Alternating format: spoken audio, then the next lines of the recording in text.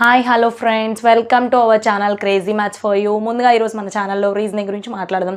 రీజనింగ్లో dam షూర్గా competitive ఎగ్జామ్లో వచ్చే concept గురించి మాట్లాడదాం. నాన్న ఏంటి అంటే సర్క్యులర్ అరేంజ్మెంట్. నాన్న సర్క్యులర్ అరేంజ్మెంట్ అంటే సర్కిల్లో డ్రా చేయాలి ఇచ్చిన అరేంజ్మెంట్ని అని అర్థం. నాన్న ఈ మోడల్లో basic level to advance level గురించి మాట్లాడుకోవాలి. ఫస్ట్ మనం బేసిక్ లెవెల్ మాట్లాడదాం, తర్వాత మోడరేట్, తర్వాత అడ్వాన్స్. నాన్న బేసిక్ అంటే ఈచ్ అండ్ ఎవ్రీ సెంటెన్స్ చదవడం, ఈజీ వేలో ప్లాట్ చేయడం. అలా కాకుండా కొంచెం మోడరేట్ అంటే కొంచెం డిఫికల్ట్ వర్డ్స్ కానీ కీవర్డ్స్ కానీ ఉన్నవి ఎలా ప్లాట్ చేయాలి, ఎలా ప్లేస్ చేయాలని తెలుసుకుందాం. నాన్న ఫస్ట్ అయితే మనం బేసిక్ క్వశ్చన్ చూద్దాము. నెక్స్ట్ క్లాసెస్లో moderate level and advance level చూద్దాము. సరే, బేసిక్ లెవెల్ ఏ లెవెల్ అన్నది పక్కన పెడితే ఫస్ట్ క్వశ్చన్ ఏమన్నా నాన్న, సర్క్యులర్ అరేంజ్మెంట్ కదా, 7 people ఆర్ ABCDEFG అనే 7 people ఉన్నారంట. ఆర్ సిట్టింగ్ అంటే కూర్చున్నారు నాన్న. ఎలా? In a circular table. నాన్న సర్క్యులర్ టేబుల్లో కూర్చున్నారు. ఎవరు? ABCDEFG facing the centre. నాన్న సర్కిల్లో ఇన్సైడ్ ఫేస్ చేస్తున్నారా, లేదు అంటే అవుట్ సైడ్ బ్యాక్ సైడ్కి తిరిగి కూర్చున్నారా అన్నది కూడా మోస్ట్ అండ్ మోర్ ఇంపార్టెంట్. నాన్న నేను ఒక సర్కిల్ డ్రా చేస్తున్నాను. డ్రా చేశాక టోటల్ ఎన్ని పీపుల్ నాన్న? 7 peopleని ప్లాట్ చేసుకోవాలి. ఫేసింగ్ ఆల్ ఆర్ ఫేసింగ్ సెంటరే కదా. కొంతమంది సమ్ ఇన్ సమ్ అవుట్ అలా ఏం చెప్పలేదు, ఓన్లీ ఫేసింగ్ సెంటర్ అంటున్నాడు. అక్కడ ఫేసింగ్ సెంటర్ అన్నాడంటే అందరూ సెంటరే ఫేస్ చేస్తున్నారు. టోటల్ 7 కాబట్టి 7 డ్రా చేసుకుంటున్నాను. 2 3 4 5 6 7. నాన్న మనం each and every question 2 possibilities draw చేసుకుంటాము. అవసరం అయితే థర్డ్ పాసిబిలిటీ, ఫోర్త్ పాసిబిలిటీ కూడా తీసుకుందాం నాన్న, లేకపోతే లేదు.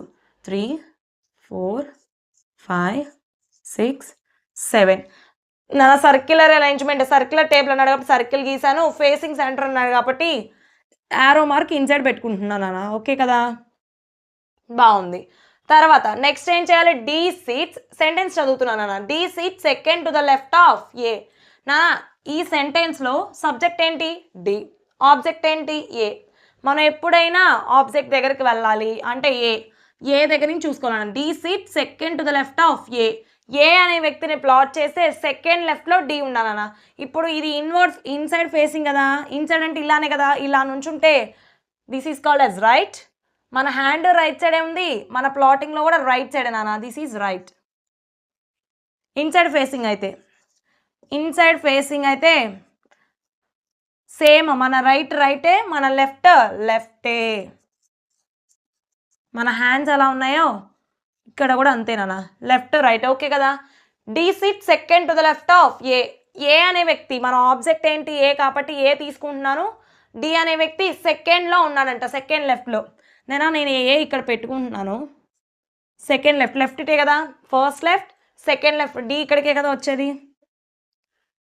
సెకండ్ పాసిబిలిటీలో కూడా నేను ఏ ఎక్కడో ఒక చోట పెడుతున్నానా. సెకండ్ లెఫ్ట్లో డి, లెఫ్ట్ ఇటే కదా, first second. First sentence complete. Next 2 people sit between D and F. నాన్న డికి ఎఫ్కి బిట్వీన్లో 2 people అన్నాడు కానీ ఎఫ్ కానీ డి కానీ లెఫ్ట్ కానీ రైట్ కానీ అలా ఏమైనా చెప్పాడా? చెప్పలేదు. నేనేం చేస్తున్నాను? డికి ఎఫ్కి మధ్యలో 2 మెంబర్స్ని ప్లాట్ చేస్తున్నాను. ఆల్రెడీ మన క్వశ్చన్లో డి ప్లాట్ చేసాం కదా నాన్న. డి ప్లాట్ చేసాం కాబట్టి డి దగ్గర నుంచి 2 people. నేను ఫస్ట్ కేసులో ఏం చేస్తున్నా? రైట్కి వెళ్తున్నా 1 2, లెఫ్ట్కి వెళ్తున్నాను నాన్న 2 people లీవ్ చేసి ఎఫ్ని ప్లాట్ చేస్తున్నా. డి ఇక్కడ ఉన్నాడు కదా, లెఫ్ట్ వెళ్ళాము ఇందాక. ఫస్ట్ది సెకండ్ వదిలేసి థర్డ్లో ఎఫ్ పెట్టేసాము. ఇప్పుడు డికి రైట్లో 2 people లీవ్ చేస్తాను. 1 2, ఎఫ్ ఇక్కడ ప్లాట్ చేసుకుంటున్నాను. ఓకే కదా. Next B seats immediate right of F. నాన్న ఎఫ్కి ఇమ్మీడియట్ రైట్లో బి అంట. ఎఫ్ ఎక్కడ ఉన్నాడు? ఇక్కడ ఉన్నాడు. ఇమ్మీడియట్ రైట్ అంటే సేమ్ మన రైట్ మన లెఫ్ట్ కదా. మనం ఎఫ్ ప్లేస్లో ఉన్నాము అనుకొని ఎఫ్కి ఇమ్మీడియట్ రైట్లో ఎవరిని ప్లాట్ చేయాలన్నా? B sits immediate right of F. ఎంకి ఇమ్మీడియట్ రైట్లో బి, ఎఫ్కి ఇమ్మీడియట్ రైట్లో B. Next E does not sit immediate neighbour of D. డికి ఇమ్మీడియట్లో ఈ ఉండకూడదు అంటున్నాను, అంటే లెఫ్ట్ సైడ్లో ఉండకూడదు, రైట్ సైడ్లో ఉండకూడదు. డి ఇక్కడ ఉన్నాడు, ఇక్కడ రాదు ఈ. ఇంకేమేమి క్లాసెస్ ఉన్నాయి నాన్న? 1 2 3 కదా. ఈ 2 ప్లేసెస్లో రావు అంటే ఈ ఇక్కడే కదా ష్యూర్గా. Okay. E does not sit immediate neighbour of D. డికి ఇమీడియట్లో ఇక్కడ రాదు, లెఫ్ట్లో రాదు, రైట్లో రాదు. అంటే ఇంకా మిగిలిపోయిన కేసు ఇదే కదా, అంటే ఈ ఇక్కడే ఉంటాడు కదా. Okay next F sits second to the right of C. నా ఆబ్జెక్ట్ సి నుంచి సెకండ్ రైట్లో ఎఫ్. అమ్మ నేను సి ఇక్కడ తీసుకుంటే సెకండ్ రైట్ పాసిబుల్ అవుతుందా? లేదు, ఈ 2 కేసెసే ఉన్నాయి. నేను సి ఇక్కడ తీసుకుంటున్నా, సెకండ్ రైట్లో ఎవరు రావాలి? First right, second right, F. Okay ఇది అయింది. చూద్దాం నెక్స్ట్ది కూడా చెక్ చేద్దాం. సికి సెకండ్ రైట్లో ఎఫ్. నాన్న నేను సి ఇక్కడ తీసుకుంటున్నా, సెకండ్ రైట్లో ఎఫ్ ఆల్రెడీ ఉంది కదా ఎఫ్. నాన్న ఇప్పుడు ఇక్కడ కూడా ఎఫ్ ఉంది. సికి సెకండ్ రైట్లో ఎఫ్ ఇక్కడే ఉండింది. మనం ఇంకా మళ్ళీ ఎఫ్ని ప్లాట్ చేస్తామా? చేయకూడదు. సికి సెకండ్ రైట్లో ఎఫ్ అంటే ఇక్కడ కానీ సి తీసుకుంటే ఎఫ్ సెకండ్ రైట్లో ఉండాలి. సి ఇక్కడ తీసుకుంటున్నాను, అవుతుందా? లేదు. సి ఇక్కడ తీసుకుంటున్నాను, సెకండ్ రైట్లో ఉంటుందా? సెకండ్ లెఫ్ట్లో ఉంటుంది. So this is ruled out case. నాన్న ఇక్కడ చూడండి, నేను సి ఇక్కడ తీసుకుంటే ఎఫ్ ఇక్కడికి వస్తుంది, కానీ ఆల్రెడీ ఎఫ్ ఇక్కడ ఉంది. సికి సెకండ్ రైట్, సి ఇక్కడ పాసిబుల్ ప్లేస్ చేస్తే సికి second right, first right, second right. Okay కదా. సో ఇంకా కేసెస్ ఏం లేవు, కానీ ఇంకా రిమైనింగ్ ఆల్ఫాబెట్స్ ఏం మిగిలినా? ఏ ప్లాట్ చేసాం, బి చేసేసాం, C, D, E, F, remaining alphabet G. So అన్ని కేసెస్ చెక్ చేసుకుంటూ వెళ్ళిపోదాం. D sits second to the left of A. ఏకి సెకండ్ లెఫ్ట్లో డి, అంతే కదా. ఆబ్జెక్ట్కి సెకండ్ లెఫ్ట్లో డి, ఏకి లెఫ్ట్ 1 2 డి.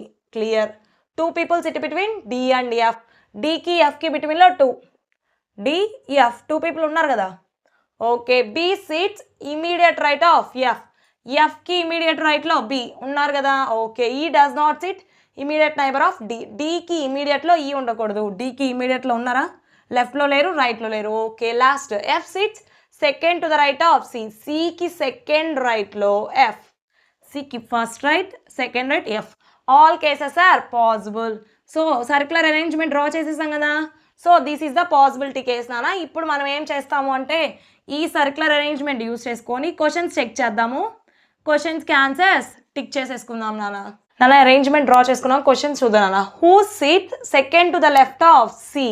సి అనే పర్సన్కి సెకండ్ లెఫ్ట్లో ఎవరున్నారు? నాన్న సి ఇక్కడ ఉన్నాడు, right it side, left it side కదా. సికి సెకండ్ లెఫ్ట్లో, first left, second left, G కదా. So answer G. Next how many people sit between. ఎంతమంది సిట్ బిట్వీన్, మధ్యలో ఎంతమంది అని. D and B when counted from right of D. నాన్న డికి రైట్ సైడ్ నుంచి కౌంట్ చేయాలి. డికి బికి ఎంతమంది అని అంటున్నాడు. డికి రైట్ సైడ్ అంటే ఇట్ సైడే కదా నాన్న. డికి బికి, డి ఇక్కడ ఉన్నారు, బి ఎక్కడ ఇక్కడ. ఇన్ బిట్వీన్ ఎంతమంది నాన్న? 1 2 3, టోటల్ 3 కదా. Next what is the position of ఈ. ఈ అనేవాడు ఎక్కడ ప్లేస్ అయి ఉన్నాడు, ఏ ప్లేస్లో పొజిషన్లో ఉన్నాడు విత్ రెస్పెక్ట్ టు బి. నాన్న బి దగ్గర నుంచి ఈ అనేవాడు ఎక్కడ ఉన్నాడు యాజ్ పర్ ద అరేంజ్మెంట్. నాన్న బి ఎక్కడ? ఇక్కడ.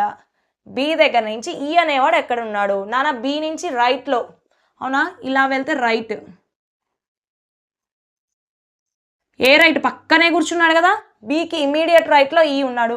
లేదు ఇలా వెళ్తే 1 2 3 4 5 6, సిక్స్త్ లెఫ్ట్. ఇమీడియట్ రైట్, బికి ఇమీడియట్ రైట్లో ఉన్నాడు రైట్ సైడ్ వెళ్తే. అలా కాదు లెఫ్ట్ సైడ్ వెళ్తే 1 2 3 4 5 6, sixth left, sixth to the left. Immediate right కానీ సిక్స్త్ లెఫ్ట్ కానీ ఏ ఆప్షన్ ఉంటే ఆప్షన్ నానా. ఒకవేళ 2 ఆప్షన్స్ ఉన్నాయనుకో, బోత్ ఏ అండ్ బియా, ఏ అండ్ సి అన్నది మన ఆప్షన్స్ బట్టి వెళ్తాం. ఇమీడియట్ రైటా, సిక్స్త్ లెఫ్టా? చూడండి ఇమీడియట్ రైట్ ఉంది, సిక్స్త్ లెఫ్ట్ ఉందా? లేదు. So question number 3 option 3. నానా సర్క్యులర్ అరేంజ్మెంట్ ఇచ్చిన ఏ అరేంజ్మెంట్ అన్నా ముందుగా మనం ఆ అరేంజ్మెంట్ని ప్లేస్ చేసుకోవాలి. చేసుకున్న తర్వాత క్వశ్చన్స్లోకి వెళ్ళిపోతే వితిన్ 1 minute ఆ క్వశ్చన్స్ అన్నీ సాల్వ్ చేయగలం నానా. కాకపోతే ఏంటి అంటే మనకు ఆ అరేంజ్మెంట్ అన్నది వచ్చింది కరెక్ట్గా వస్తేనే మనం ఈ క్వశ్చన్స్ అన్ని ఈజీగా సాల్వ్ చేయగలం. ఎగ్జామ్లో అవుట్ ఆఫ్ తెచ్చుకోగలము. సో మా ఈ వీడియో నచ్చినట్టయితే లైక్ చేయండి, షేర్ చేయండి, సబ్స్క్రైబ్ చేయండి. కామెంట్ రూపంలో మీకు కావాల్సిన కాన్సెప్ట్స్ తెలపండి, ఆ వీడియోస్ కూడా చేస్తానన్నా. Thank you so much guys. Don't forget to subscribe.